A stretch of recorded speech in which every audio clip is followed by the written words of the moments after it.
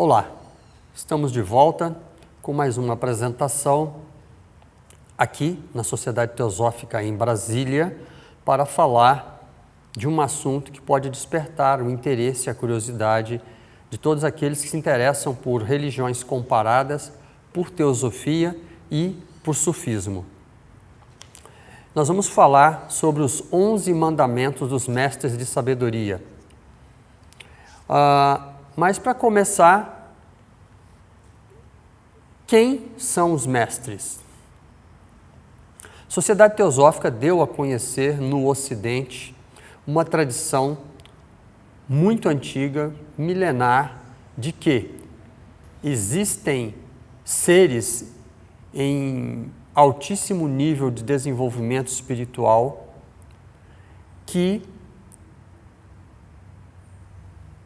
administrariam, tomariam conta, cuidariam, enfim, da humanidade. Estes grandes seres são chamados, na sociedade teosófica, na tradição teosófica, de mestres de sabedoria. Mas como surgiu essa tradição? Quem são os mestres de sabedoria? Onde eles estão? O que eles fazem? Tudo isso é abordado em textos como as cartas dos mestres de sabedoria, atribuídas, ou melhor, enviadas a Alfred Percy Sinnett e também a Jinarajadasa, dois antigos membros da Sociedade Teosófica.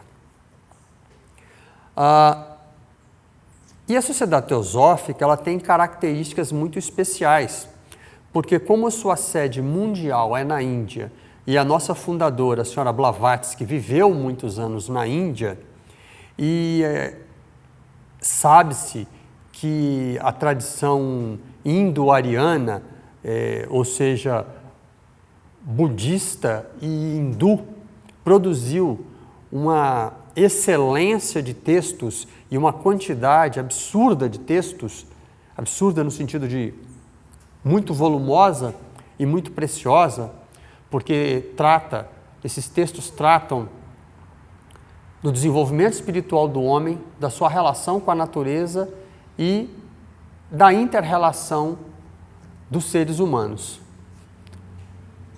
Então, por isso, a Sociedade Teosófica tem, evidentemente, uma grande influência indo-budista. E muitos teosofistas sabem que a senhora Blavatsky se declarou budista em praça pública, juntamente com o coronel Walcott. Isso numa defesa da tradição budista na época que a Inglaterra colonizava tanto o Ceilão, Sri Lanka, quanto a Índia inteira. Mas o que muita gente parece não saber, ou não tem influência suficiente, talvez, é que houve uma influência muito grande sufi islâmica no trabalho da senhora Blavatsky. E nós vamos apresentar pelo menos 7 dicas, 7 pontos aonde isso é demonstrado.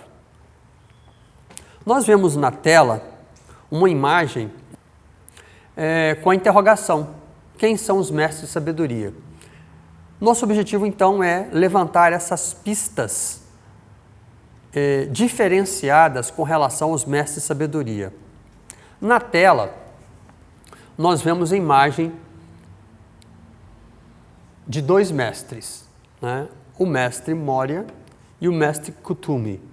O mestre Morya e o mestre Kuthumi são os 2 mestres que principalmente apoiaram a criação da Sociedade Teosófica, segundo os textos das Cartas dos Mestres, publicada no Brasil pela Editora Teosófica, que é uma editora ligada à Sociedade Teosófica, sediada também em Brasília. Então, nós temos na imagem de tela o mestre Morya e o mestre Kuthumi. Eu chamo a atenção para uma questão, para começar, estética. O mestre Morya e o mestre Kuthumi teriam se declarado budistas em alguns textos, ou que tinha uma especial afeição pelo budismo. Entretanto, me parece, como teosofista de longa data, peculiar que os mestres de sabedoria estejam ligados única e exclusivamente a uma filosofia religiosa, ou melhor, uma filosofia, porque aí também há discussão se o budismo é ou não uma religião. Existem pessoas que defendem que sim e outras que dizem que não, que o budismo é apenas uma filosofia, não é uma religião, porque ele não fala em Deus, Buda nunca falou em Deus. Então, o budismo seria mais uma filosofia, um modo de vida. Então, eu chamo a atenção para as imagens que são baseadas nos retratos, retratos evidentemente pintados, né? São fotos de pinturas, de desenhos, dos mestres, né? Moria e Kuthumi. E é interessante porque os dois têm um rosto bem ocidentalizado. Primeira coisa que chama atenção. A segunda coisa é que os dois usam turbante, coisa que os budistas normalmente não usam. Nós temos na tela a famosa, do lado direito, a famosa exploradora francesa, Alexandre David New, provavelmente a primeira mulher a entrar no Tibete, né? E que viveu muitos anos no Tibete, a ponto de adotar um lama tibetano como filho. Temos também uma foto do Dalai Lama quando criança e um cortejo com lamas tibetanos. Reparem que nenhum deles usa turbante. O uso do turbante é uma coisa típica mais do Oriente Médio, da Ásia Central e do Oriente Médio. Não do Tibete, não do Nepal. Uma outra coisa que chama a atenção é o sobrenome do mestre Kuthumi, né? O sobrenome do mestre Kuthumi é Kuthumi Lal Singh. A palavra Singh quer dizer leão, né? É uma palavra de origem Punjabi que quer dizer leão. E está ligado diretamente à tradição dos Sikhs, né? Um grupo étnico-religioso do norte da Índia que teve origem nas pregações e no trabalho do Guru Nanak, né? O sikhismo, cujo templo dourado no norte da Índia é uma construção bastante conhecida. E outra coisa também que chama a atenção é o nome do Serapis Bey. Serapis Bey é um outro mestre de sabedoria. Aparentemente não temos uma imagem desse personagem, mas ele atuaria na região do Egito. É interessante porque Bey em turco quer dizer senhor. Então nós temos aí algumas características que não se encaixam muito bem na crença ou na afirmação de que os mestres de sabedoria são única e exclusivamente budistas. Porque se eles fossem única e exclusivamente budistas, talvez houvesse a tentação de que os teosofistas deveriam ser todos budistas. E não é o que acontece. Claro, é evidente que, né, hoje em dia nós temos pessoas no Brasil que são budistas e não usam chapéus com cristas tibetanos. Né? Nós temos pessoas no Brasil hoje que são muçulmanas, não usam turbante. Mas eu estou chamando a atenção para alguns pequenos indícios e nós vamos abrir mais o leque um pouco mais à frente. Aí também em tela nós temos a imagem do mestre Moria e do mestre Kuthumi e três mestres do sufismo. E a indumentária e ou os turbantes dos mestres Moria e Kuthumi está mais para a indumentária e turbantes apresentados desses mestres sufis, seja Ahmed Al-Alawi, que é um mestre sufi do norte da África, seja Bawa Muhyiddin, né, que é do Sri Lanka, um mestre sufi do Sri Lanka que se transferiu para os Estados Unidos, ou do Emir Abdelkader, famoso mestre sufi e líder, diplomata e emir, né, príncipe, né, governante dos argelinos, que lutou pela independência da Argélia contra o domínio francês. Mas nós vamos entrar mais especificamente e falar um pouco sobre a origem deste livro que é Os Mestres de Sabedoria. O livro Os Mestres de Sabedoria, escrito por John G. Bennett. Nós temos na tela, incluso, uma imagem do John Bennett e também de Murilo Nunes de Azevedo, um saudoso e querido ex-presidente da Sociedade Teosófica no Brasil, já falecido. O Murilo era monge budista de 3 escolas diferentes, Zen, Shingon e Terra Pura, e ele conheceu pessoalmente John Bennett. Quem é John Bennett? John Bennett foi um discípulo direto de Georges Ivanovich Gurdjieff. No centenário de nascimento de Sri Aurobindo Ghosh, o famoso filósofo e escritor indiano, o Dr. Murilo Nunes de Azevedo, ex-presidente da Sociedade Teosófica, encontrava-se na Índia, num seminário. Seminário esse que comemorava, então, o centenário do nascimento de Sri Aurobindo. E nesse auditório, nesse centro de convenções, com vários e eminentes pensadores, Dr. Murilo encontrou-se com John Bennett e travou ali uma amizade com o Bennett. Começaram a conversar e o Bennett falou para o Dr. Murilo sobre a sua crença de que a humanidade tem tutores. Esses tutores da humanidade são os mestres de sabedoria. E ele usou a mesma expressão que é usada na Sociedade Teosófica, mestre de sabedoria.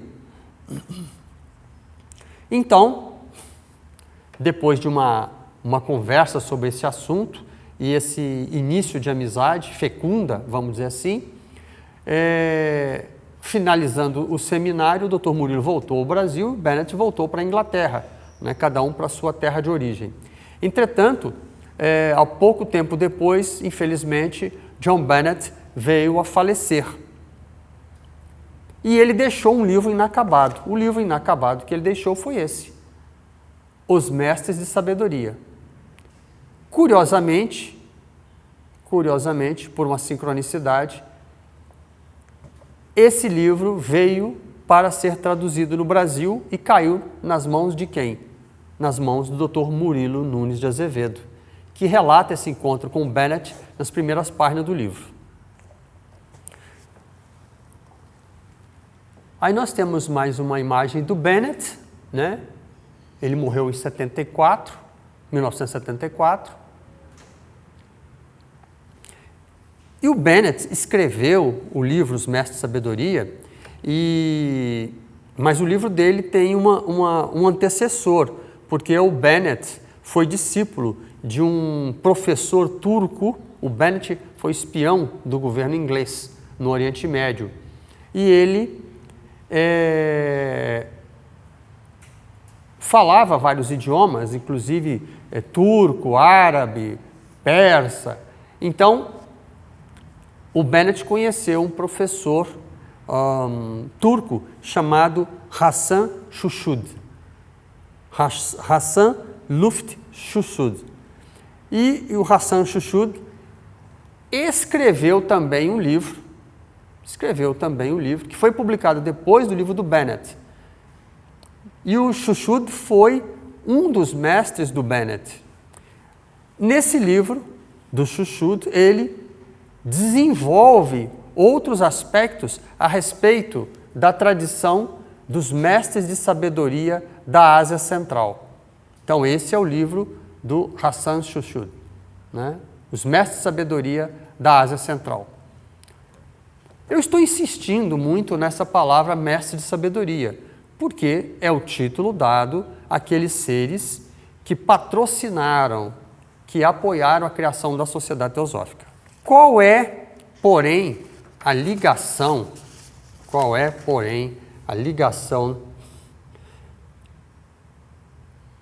dos mestres de sabedoria mencionados por John Bennett e a Sociedade Teosófica? Qual é a influência Sufi ou derviche na Sociedade Teosófica? No livro da Sylvia Cranston, Helena Blavatsky, A Vida e a Influência Extraordinária da Fundadora do Movimento Teosófico Moderno, na página 66, Blavatsky diz o seguinte: em Atenas, no Egito, no Eufrates, em todas as partes eu procurei minha pedra filosofal, o conhecimento espiritual, a verdade. Vivi com derviches rodopiantes, com drusos do Monte Líbano, com árabes beduínos e os marabu de Damasco. Eu já mencionei em outras conferências esse mesmo texto. E a palestra de hoje é especificamente dirigida com relação a esse aspecto. A Blavatsky diz que conviveu com os derviches rodopiantes, portanto sufis, e os marabu de Damasco. Quem era o principal marabu de Damasco quando Blavatsky esteve na Síria? O principal marabu de Damasco, quando Blavatsky esteve na Síria, era o Emir Abdelkader, cuja imagem apresentamos anteriormente. E aí vocês têm na tela uma imagem da capa do livro que nós escrevemos e será lançado ainda este ano, possivelmente no início do segundo semestre de 2021, que é Emir Abdelkader, Vida e Textos do Humanista Argelino. O Emir Abdelkader vivia em Damasco, ele era argelino e estava exilado em Damasco. E o Emir Abdelkader era amigo de um famoso diplomata, também espião, também ex-militar, inglês, explorador, famoso, conhecido mundialmente, chamado Sir Richard Burton. Richard Burton, inclusive, foi diplomata no Brasil, ele foi cônsul da Inglaterra no Brasil. E os dois, Richard Burton e o Emir Abdelkader, eram amigos de um conhecido pessoal da senhora Blavatsky, que é Albert Leighton Rawson. Rawson era amigo pessoal da Blavatsky. Nós temos na tela uma imagem do Rawson, né? Albert Rawson. E do lado da imagem do Rawson nós temos uma imagem, provavelmente um desenho, feito por ele mesmo, do Emir Abdelkader.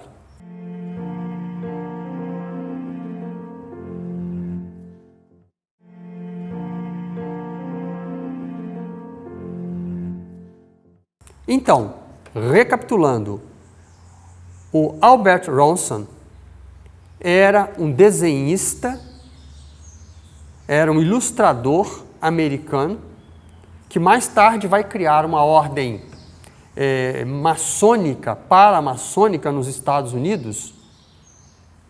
Ele era amigo pessoal da Blavatsky, ele era especialista em assuntos ligados aos drusos, e ele conheceu tanto o Emir Abdelkader quanto Sir Richard Burton. Richard Burton, nas cartas da esposa do Richard Burton, ela diz que a Blavatsky era uma querida amiga.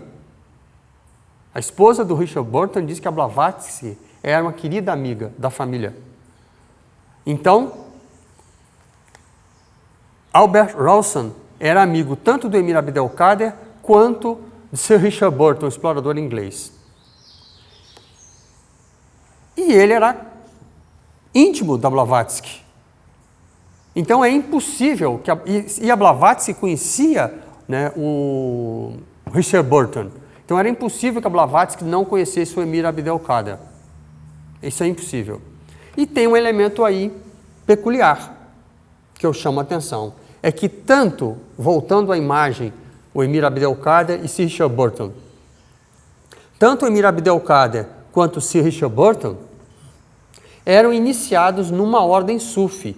Richard Burton foi iniciado nessa ordem sufi quando viveu um longo período na Índia, trabalhando para o governo britânico. Então, o Sir Richard Burton foi iniciado numa ordem na Índia chamada Ordem Kadiri, uma ordem sufi chamada Kadiri. Isso no Sindh, quando ele vivia no Sindh, na Índia.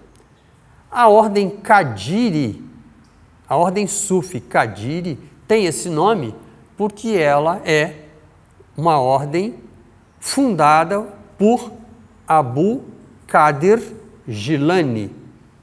Abu Qadir Jilani dá origem a uma ordem sufi chamada Kadiri. Richard Burton foi iniciado na Índia nessa ordem. E o Emir Abdelkader, na tela, na capa do livro, o Emir Abdelkader nasceu e foi criado dentro da ordem Kadiri, na Argélia, no ramo Kadiri dessa ordem sufi, na Argélia, tanto ele quanto o seu pai e o seu avô. E aí tem, portanto, uma ligação. Qual é a ligação? O Emir Abdelkader e Sir Richard Burton eram iniciados na mesma ordem esotérica, na mesma ordem sufi, que era a ordem Kadiri. A ordem Kadiri, porém, é derivada de uma ordem sufi de origem persa chamada Khwajagan. Khwajagan, Khoja, né? Khwajagan, que quer dizer, em persa, mestre de sabedoria. Percebam que a expressão mestre de sabedoria, tão usual na sociedade teosófica, não é uma expressão literal sânscrita ou não é uma expressão literal tibetana, que lama quer dizer eminente, sábio. Então, é curioso que, tendo a Blavatsky conhecido dois personagens famosos, mundialmente conhecidos, o Emir Abdelkader, que salvou 15 mil cristãos da morte certa em Damasco, num gesto humanitário, sendo ele muçulmano, ou Sir Richard Burton, o explorador inglês, escritor, diplomata, espião. É interessante que a Blavatsky tenha conhecido essas duas pessoas, e essas duas pessoas sejam iniciadas numa ordem sufi, e sendo que os dois também eram maçons, e eles foram iniciados numa ordem sufi, originada numa ordem chamada Ordem dos Mestres de Sabedoria, né? A Ordem dos Mestres de Sabedoria. Bom, mas é lógico que isso é muito pouco para se dizer que a sociedade teosófica tem uma ligação tão profunda assim quanto o sufismo. Nós temos, porém, outras pistas. E o meu trabalho aqui é levantar essas pistas, dar a algumas pessoas que possam se interessar pelo estudo de religiões comparadas ou de teosofia, dar a elas alguns elementos para que elas possam se aprofundar e investigar o assunto. Esta fala está no livro Carta dos Mestres de Sabedoria para Jinarajadasa, segunda série, carta 70, página 247. E esse texto diz o seguinte: eu, o humilde faquir, abaixo assinado, certifico que a doutrina secreta, o livro da senhora Blavatsky, escrito pela senhora Blavatsky, editado a Upasika, ou seja, Blavatsky, parte por mim mesmo e parte pelo meu irmão Kutumi, assinado Moria. Atenção, eu até fiz questão de grifar no texto em tela a palavra fakir. A palavra fakir está em vermelho e eu coloquei com letra maiúscula mesmo no meio da frase. Por quê? Porque no texto original das cartas dos mestres de sabedoria, a palavra fakir está grafada com F maiúsculo. Ora, fakir no Brasil e no Ocidente em geral tornou-se sinônimo de asceta, né? De mendigo, né? Um mendigo que vaga pelas ruas da Índia e de alguns países do Oriente e que fazem atos extraordinários, como deitar em camas de prego, serem enterrados vivos, atravessar a bochecha ou o braço com um espeto metálico, né, e aparentemente não sentir dor e se recuperar de uma forma espantosamente rápida.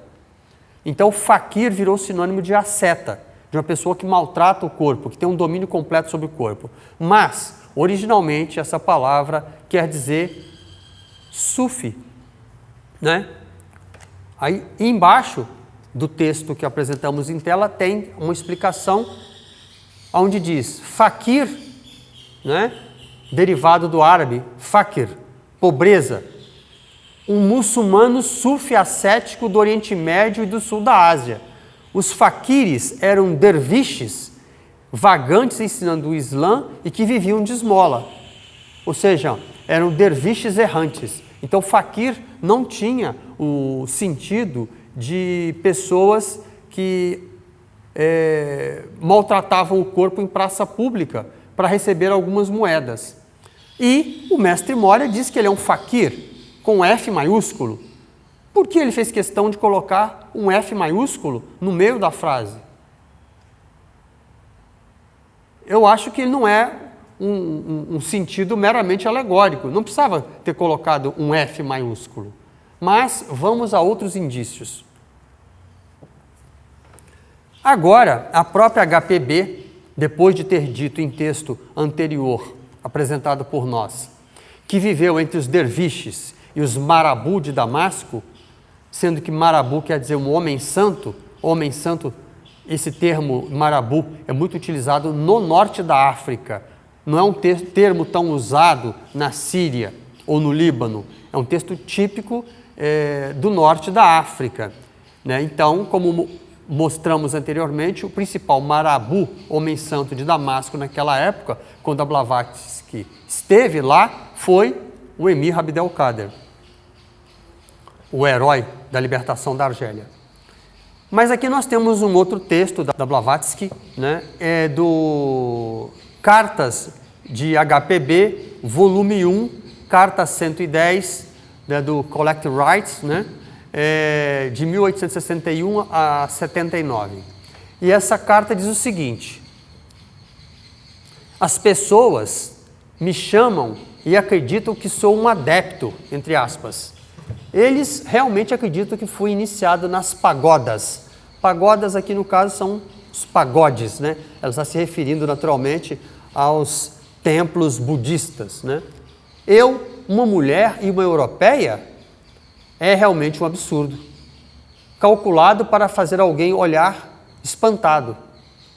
Eu, pelo menos, nunca fingi uma mentira tão flagrante. Sei muito da Índia e de seus costumes, que nenhum homem europeu, muito menos uma mulher, jamais poderia penetrar nos recessos internos das pagodas, ou dos pagodes, dos templos. Mas tive muitos amigos entre budistas e conheci bem 2 brahmanes em Travancore e aprendi bastante com eles.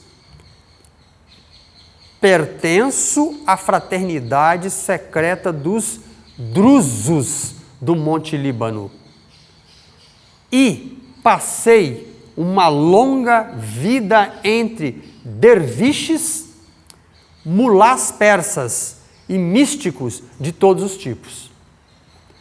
Nós temos, portanto, 2 textos de punho da senhora Blavatsky, onde ela diz que conviveu e viveu com sufis, com derviches, com mulás persas. Ora, a palavra Khwajagan, mestre de sabedoria, é de origem persa, de uma fraternidade sufi persa, que apareceu por volta de 1048, em Ramadã, no Irã. E essa ordem foi fundada por um grande mestre sufi chamado Yusuf Ramadani. Khwaja, mestre de sabedoria, Yusuf Ramadani. O mestre de sabedoria Yusuf Ramadani fundou a ordem dos Khwajagans. Fundou uma linhagem sufi que tem o título de Khwajagan, mestre de sabedoria. Ordem essa aonde foi iniciado Abul Qadir Jilani, que dá origem à ordem Qadiriya, que vai mais tarde dar iniciação a Sir Richard Burton na Índia, no Sindh, e o Emir Abdelkader na Argélia. Os dois amigos de Albert Ransome, também conhecido pelo nome de, o apelido de O Druso, amigo pessoal da Blavatsky, que era amigo pessoal de Richard Burton. E popularizou-se na Sociedade Teosófica a expressão mestre de sabedoria. De onde essa expressão pode ter saído?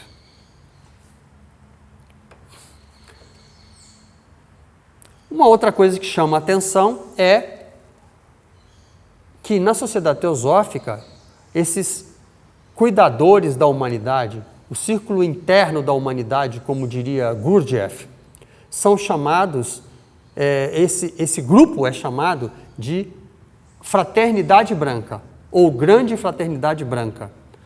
Curiosamente, no sufismo existe também uma organização com o mesmo objetivo: administrar a humanidade, cuidar que a humanidade se desenvolva de uma forma harmônica, se desenvolva de uma forma espiritual. E essa fraternidade é chamada de hierarquia branca. Essa hierarquia branca é uma hierarquia sufi, é uma hierarquia derviche. Esses mesmos derviches com os quais a Blavatsky se conheceu, portanto, têm uma organização chamada hierarquia branca. Mais uma coincidência com a Sociedade Teosófica. E essa hierarquia, nós temos na tela uma descrição dos seus membros, dos títulos, melhor, dos seus membros. Nós temos, então, um chefe, né? um capo, né? um capo de tutti capi, né? O chefe de todos os chefes, no bom sentido, não no sentido máfia, claro, que é chamado de o polo ou o pilar, ou seja, kutub. Kutub quer dizer polo ou pilar. Abaixo dele você tem 2 imãs. Depois você tem 4 autads, 4 pilares, 7 abdals, os substitutos, 40 nubayas, os nobres, e 300 nukaba, né, os chefes. O interessante é que a soma do número desses mestres espirituais dirigidos pelo pilar, quem seria o pilar? Na tradição teosófica, o Mahashohan, o rei do mundo. A soma desses mestres espirituais dá 354. 354 ou 355 é o número dos dias do ano segundo o calendário islâmico. Isso quer dizer, simbolicamente, que não existe um dia do ano, não existe um dia do mês, um dia do ano em que a presença do sagrado não esteja atuante. É como se tivesse um mestre para cada dia da semana, ou do mês, ou do ano, né? Isso quer dizer que os seres humanos não estão desamparados. Então, dentro da tradição sufi, você tem uma hierarquia branca, que coincide quase que literalmente pelo nome de fraternidade branca. Um outro conceito que aparece no sufismo coincidentemente, sincronicamente com a Sociedade Teosófica, é o conceito do homem que nunca morre. Existe na Sociedade Teosófica toda uma série de histórias, de relatos sobre um personagem alquímico chamado Conde de Saint-Germain.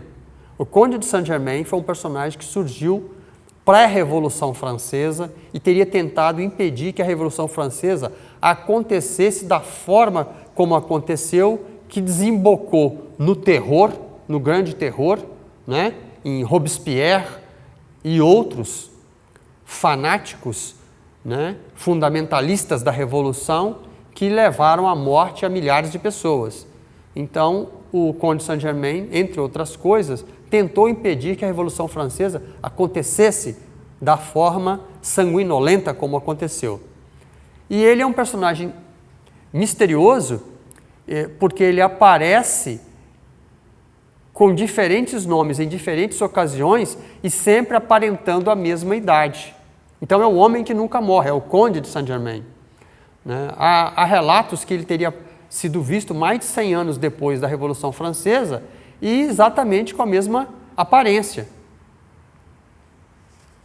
Bom, acontece que esse personagem arquetípico, o homem que nunca morre, né, que na teosofia é conhecido pelo nome de Conde de Saint-Germain,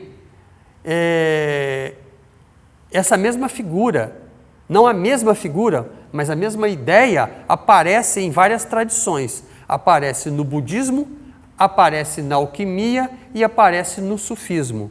Nós temos na tela uma imagem, né, uma foto de uma pintura de um jornal em que aparece a imagem do Conde de Saint-Germain.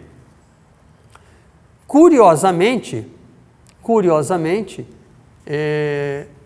também essa mesma ideia aparece no sufismo. Ela aparece no sufismo na figura de um personagem misterioso que teria aparecido para o grande mestre sufi da Andaluzia, né, que era Ibn Arabi, o maior de todos os sheiks, né? E essa figura é chamada de Khdir, né? Ou seja, o verde. É um personagem misterioso que aparece de tempos em tempos e muitas vezes em sonhos e muitas vezes presencialmente. E que sempre aparece todo vestido de verde, né? Todo vestido de verde e dá iniciação, né, ou transmite conhecimentos a pouquíssimas pessoas. Esse personagem também é, abre aspas, o homem que nunca morre, Khdir, faz parte da tradição sufi. Nós temos na tela, né, o Khdir junto com outro personagem num episódio, e o Khdir é mencionado no Corão, num episódio em que com a sua presença ele faz peixes que estavam secos, mortos, reviverem. Também na tela, uma imagem representativa do Khdir, né? Ele está em cima de um peixe na superfície da água, ou seja, ele está acima do elemento emocional, ele transcende as emoções vulgares, né? Khdir ou Al-Hidir, né, é uma figura descrita no Alcorão como um servo justo de Deus e possui grande sabedoria e conhecimentos místicos. Em várias tradições islâmicas e não islâmicas, ele é descrito como mensageiro, profeta, wali, né, que é amigo de Deus, ou em alguns casos, até mesmo como um deus no mundo material. É uma figura que foi até sincretizada e aparece em outras tradições. Na Índia ele é conhecido como Pir Bandar, né? Existe até um templo consagrado a ele na Índia.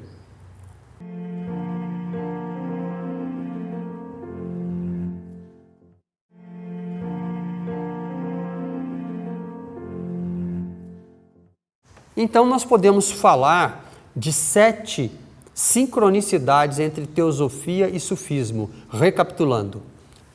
Primeiro, HPB diz que viveu com os derviches em Marabu de Damasco.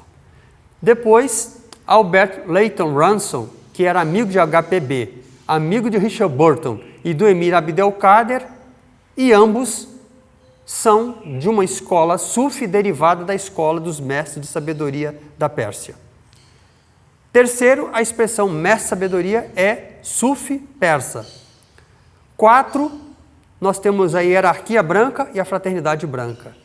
5º, o homem que não morre, o conde de Saint-Germain, ou, na tradição sufi, Khidir. Moria diz que é um faquir, com F maiúsculo. E 7, por fim, Blavatsky deixa claro que pertence à fraternidade secreta dos drusos do Monte Líbano. Os drusos são um grupo religioso, especialmente situados no Líbano, originados de uma derivação do Islã. E é evidente para mim que existe dentro da tradição drusa uma influência sufi ou uma troca com o sufismo em algum momento. Então, Blavatsky reafirma, pertence à fraternidade secreta dos drusos do Monte Líbano e passei uma longa vida entre derviches, mulás, que são sacerdotes xiita, persas e místicos de todos os tipos. Então nós temos pelo menos 7 pistas da ligação entre Blavatsky e a sociedade teosófica com os derviches ou com os sufis. Nós vamos falar agora, porque o título original da nossa palestra menciona os 11 ensinamentos, os 11 preceitos dos mestres de sabedoria.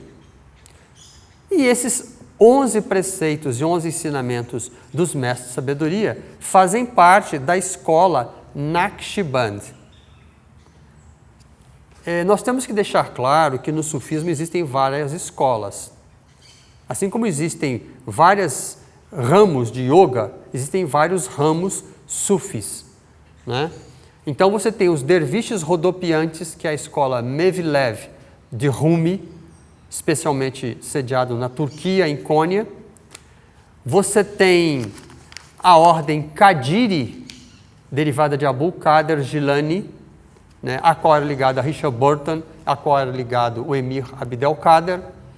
Você tem a escola Chishti, que é uma escola principalmente sediada na Índia, a qual era ligado Inayat Khan, o famoso Hazrat Inayat Khan. Então você tem várias escolas, e tem uma escola chamada Naqshband. Naqsh quer dizer desenho, é a escola dos desenhadores. É a escola daqueles que desenham o nome de Deus no coração. Essa escola também é derivada da escola dos mestres de sabedoria. A escola Qadiri e a escola Naqshband são derivadas da escola dos mestres de sabedoria persas. O fundador dessa escola chama-se Bahauddin Naqshband, que está enterrado em Bukhara, atualmente no Uzbequistão. Vamos falar um pouco sobre os 11 princípios da escola Naqshband, que eu acredito que se essa palestra, se esta apresentação tem alguma importância, o mais importante, sem dúvida, seriam a divulgação desses 11 princípios dos mestres de sabedoria. Esses 11 princípios dos mestres de sabedoria foram preservados pela escola Naqshband, a escola do mestre Bahauddin Naqshband. Então nós temos na tela o princípio 1 e 2 da escola Naqshband, que ao mesmo tempo são os princípios da escola dos mestres de sabedoria. Então vamos ver o princípio 1 e 2. O primeiro princípio da escola Naqshband é, veja em tela, consciência durante a respiração. A técnica do controle da respiração, Khwaja Bahauddin, o mestre de sabedoria Bahauddin Naqshband, disse: o fundamento externo dessa tarika, ou seja, escola, é a respiração. Não se deve inspirar em esquecimento, nem expirar em esquecimento. É interessante porque aparece aí a palavra esquecimento. Uma das definições do homem, do ser humano, é que o ser humano é aquele que esquece. O sufi é aquele que lembra. Se o homem comum é aquele que esquece, o sufi é aquele que se lembra. Aquele que se lembra da sua origem e que se lembra do seu destino. Aquele que se lembra da sua origem e do seu destino, que sabe que a verdade está mais próxima do homem que a veia jugular, este é o sufi. Sufi é uma palavra derivada de suf, né?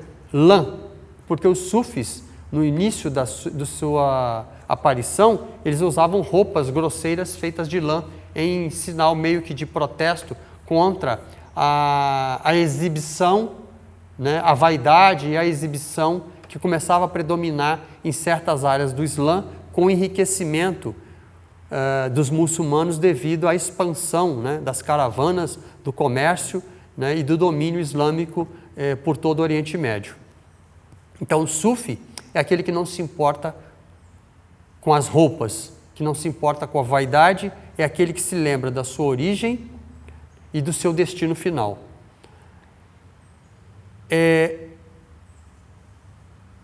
Os sufis, eles executam práticas para relembrar, né, e ativar a memória ancestral da sua origem.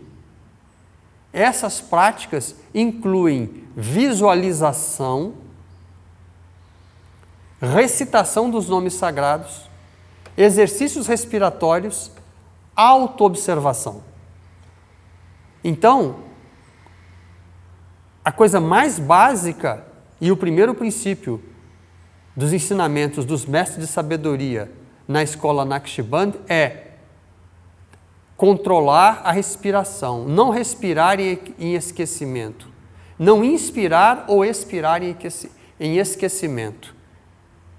Lembre-se de onde você veio, para onde você vai. E se você não sabe de onde você veio, para onde você vai, então busque saber. Não morra em esquecimento. Os sufis dizem que algumas pessoas vão morrer e nunca vão acordar. Então esse é um destino muito triste para a humanidade. Os sufis querem quebrar esse condicionamento, quebrar essa forma de pensar, ou, quem sabe, de não pensar. O segundo mandamento, o segundo princípio da escola Naqshband é observar os passos. Deixe o buscador sempre estar atento durante sua jornada. Melhor, a tradução aqui não está boa, mas na verdade deveria ser: deve o buscador sempre estar atento durante sua jornada. Seja qual for o tipo de situação que ele está passando, ele não deixe que seu olhar seja distraído do objetivo de sua jornada. Uma das vantagens de nós estarmos gravando essa apresentação é que vocês poderão parar o vídeo nesses princípios da escola Naqshband, examinar e fazer as suas próprias conexões, as suas próprias relações. Me lembro agora de uma história acontecida entre Gurdjieff e Ouspensky. O Gurdjieff, o famoso fundador da escola, famoso e controvertido fundador da escola do Quarto Caminho, encontrou-se com Ouspensky num café ou num restaurante na Rússia. E ele, depois de uma conversa, o Gurdjieff propôs a Ouspensky um exercício. Qual foi esse exercício? Que ele saísse do restaurante e fosse do restaurante até a sua casa, que era algumas poucas quadras depois, mantendo total consciência dele mesmo, se auto-observando, consciente de si, caminhando do bar ou restaurante até a sua casa. E o Ouspensky achou até que ia ser fácil esse exercício. Ora, qual não foi o desagrado de Ouspensky? Depois de uns poucos metros caminhados, ele percebeu que tinha se esquecido. Ele tinha se esquecido dele mesmo. Ele tinha perdido a consciência de si. Ele foi distraído. Né? Ele foi distraído por algum evento, por alguma pessoa que passou, por um cheiro, por um som, por uma imagem. Ou seja, ele não conseguiu observar os passos. Ele perdeu a autoconsciência. Vamos então para o próximo passo, para o próximo conselho dos mestres de sabedoria. Na tela, o terceiro e o quarto princípio dos mestres de sabedoria. O terceiro é viajar em sua terra natal. Viajar em sua terra natal é uma viagem interior. O movimento das qualidades de digno de culpa ou de louvor. Outros se referem a esta regra como a visão ou a revelação do lado oculto da Shahadat. Shahadat é a profissão de fé islâmica, né? Aí em árabe, né? Ashhadu an la ilaha illallah, ashhadu anna Muhammadur Rasulullah, né? Que traduzido seria o testemunho que só existe um único Deus e Maomé, Muhammad, é o seu profeta.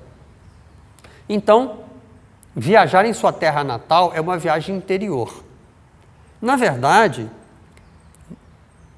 a nossa viagem ela é interior.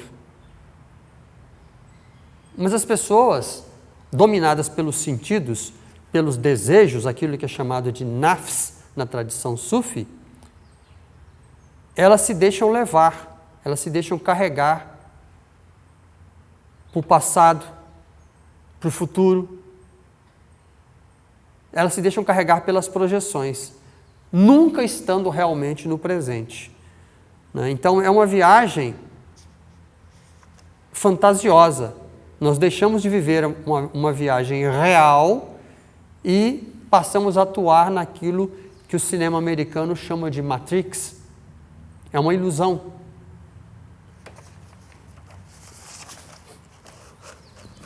Então, essa metáfora da viagem e do viajante, ela aparece constantemente em muitas tradições. Você tem na Bíblia a viagem do filho pródigo. Você tem no Hino da Pérola, um texto gnóstico do século II, atribuído a Bardesanes, né? No Hino da Pérola você tem a viagem do príncipe que vai até o Egito buscar uma joia preciosa.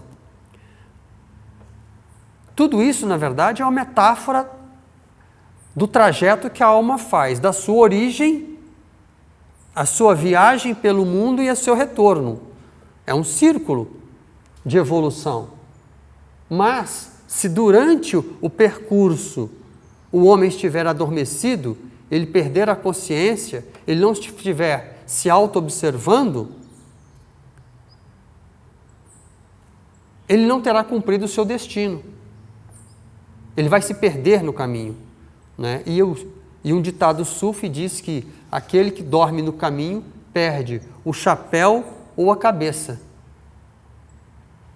Por isso, é preciso ter muita atenção, uma atenção constante, plena, que lembra também, de certa forma, por que não, a atenção plena falada no budismo. Né? Então, viajar em sua terra natal.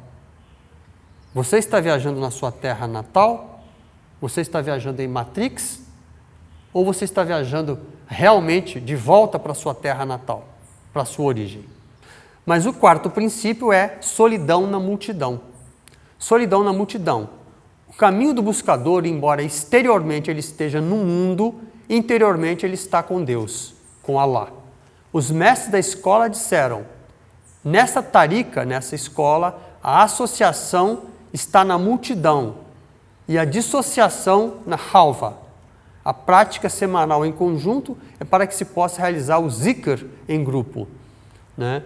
Ou seja, existem dentro das escolas sufis, você tem práticas conjuntas, né, para a meditação e para a recitação dos nomes sagrados de Deus, que tem o mesmo efeito do mantra na tradição hindu, que tem o mesmo objetivo do mantra na tradição hindu, ou seja, proteger o homem dele mesmo, proteger a mente dela mesma, silenciar a mente. O verdadeiro sufi, ele está no mundo e não é do mundo, uma expressão que também aparece na Bíblia. Vamos então para o quinto e sexto princípio dos mestres de sabedoria. O quinto princípio é recordar, trazer à memória, ambos, oral e mentalmente, estar sempre repetindo o zikr. Repetindo o zikr, né? Zikr quer dizer rememoração, repetição. Rememoração, repetição dos nomes sagrados. Repetindo o zikr revelado para que possa atingir a visão beatífica. O Khwaja, o mestre de sabedoria Bahauddin, disse: o objetivo do zikr é que o coração esteja sempre consciente de Al-Haq. Al-Haq quer dizer a verdade. Existe inclusive uma famosa história de um juiz indiano que era muçulmano e ele fazia um exercício espiritual de repetir esse nome, Ya-Haq, Ya-Haq, aquele que é a verdade, o verdadeiro, a verdade. E esse juiz repetia tanto essa expressão, a verdade, de forma ritualística, né, no zikr, na rememoração, que nenhum prisioneiro que fosse julgado por ele conseguia mentir. Então, era interessante porque quando ele ia interrogar o acusado, ele perguntava: o senhor fez isso assim assado? O senhor cometeu o crime tal? E o acusado, se tivesse cometido o crime, nunca conseguia mentir. Era o efeito, era o poder espiritual, a influência da recitação do nome sagrado. O sexto mandamento dos mestres de sabedoria é restrição. A pessoa, quando dizendo zikr, repetindo as palavras sagradas, absorvido na repetição do coração da frase abençoada, deverá difundi-la com frases tais como: Deus, Tu és minha meta e Tua satisfação é meu objetivo, para ajudar a resgatar seus pensamentos das divagações. Outros mestres dizem que esta regra significa retorno ou contrição. Por exemplo, retorno para a verdade por meio da contrição, né? Ou seja, ocupar a mente, né? Há um ditado que diz que mente vazia é o armazém do diabo, né? Ocupar a mente com palavras amáveis, gentis, com expressões sagradas que têm uma energia, uma vibração que atrai a baraka, que atrai a bênção divina, que atrai o poder espiritual dos mestres de sabedoria. O sétimo e oitavo princípios dos mestres de sabedoria são: ir além da imaginação, não se prender à imaginação, estar atento ao efeito do que surge da repetição da frase abençoada, deixar que venha dela o que será observado. Mais uma vez, os mestres de sabedoria chamam a atenção para não se prender à divagação mental, não se prender aos floreios mentais, às divagações, não é? Eles chamam e falam da plena atenção, que é também, como já dissemos, né, uma prática comum em várias tradições. É interessante observar que as verdadeiras tradições espirituais preconizam métodos muito parecidos. Você não vai encontrar nenhuma religião séria dizendo: você pode matar, mate pessoas à vontade, roube à vontade, estupre à vontade. Tudo isso é permitido na nossa religião. Nenhuma religião séria vai dizer uma coisa dessa, né? Isso é uma coisa de criminosos, evidentemente. Então, há uma razão de ser. Então, as verdadeiras tradições, seja o Vedanta, seja o budismo tibetano, seja os sufis, os derviches, eles vão pregar princípios que estão ligados à moralidade, estão ligados à ética. E vão pregar também práticas e exercícios que são similares, porque isso é um conhecimento ancestral, é um conhecimento teosófico, é um conhecimento da sabedoria divina. Oitavo, recolhimento. Concentração na presença divina, na condição de dauk, zuk, sabor. Sabor sutil, antecipação intuitiva ou faculdade perceptiva, não usando qualquer ajuda externa. Concentre-se na presença divina, no sabor sutil, na antecipação intuitiva. Esses treinamentos, esses princípios vão levar a saborear. A palavra sabedoria tem a ver com sabor, com provar, né? O sábio é aquele que provou, que passou por experiências. Ele não leu livros meramente. Não é da boca para fora, né? Não é da cabeça para fora, é do coração para fora. 9 e 10. Pausa do tempo, controlando como se está utilizando o próprio tempo.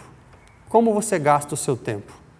Quanto tempo no WhatsApp, quanto tempo no Telegram, quanto tempo no YouTube, não é? Quanto tempo na TV, quanto tempo em programas que mostram pessoas bêbadas se digladiando por prêmios ridículos, né? Programas ridículos e infelizmente de grande sucesso.